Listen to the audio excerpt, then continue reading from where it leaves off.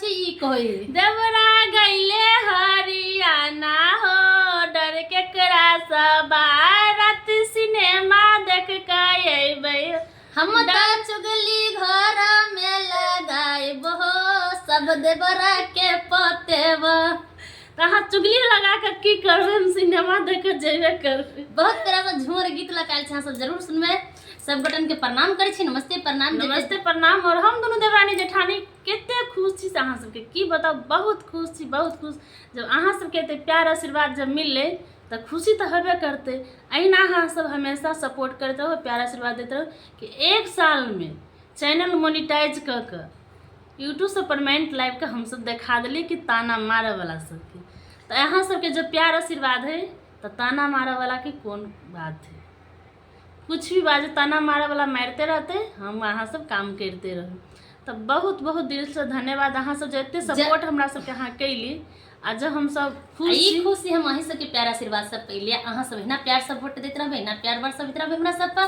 अहाँ सबके बहुत बहुत आभारी छी हम सब।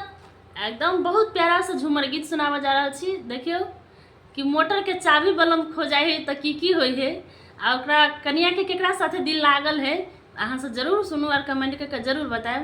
बहुत प्यारा से हमरा त घर में सहाल बाबे हाल हो बिना कहाँ गई खो गईले मोटर के चाबी बलम दिल देव रे सरा जी खो गईले मोटर के चाबी बलम दिल देव रे सरा जी सोने के थारी में भोजन परसल सोने के थारी में भोजन परसल भोजन ना मन मोर भावे बलम दिल देव रे सरा जी भोजन ना मन मोर भावे बलम दिल देव रे सरा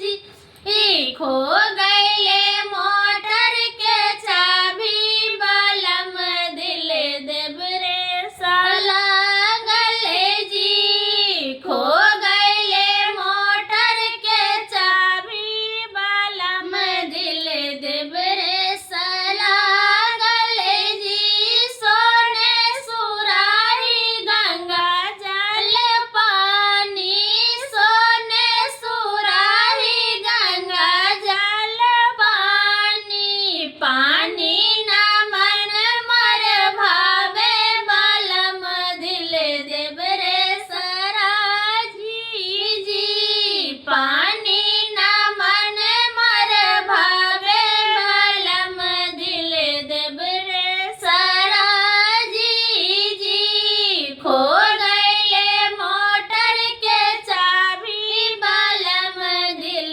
देव रे सरा जी खो गईले मोटर के चाबी बलम दिल देव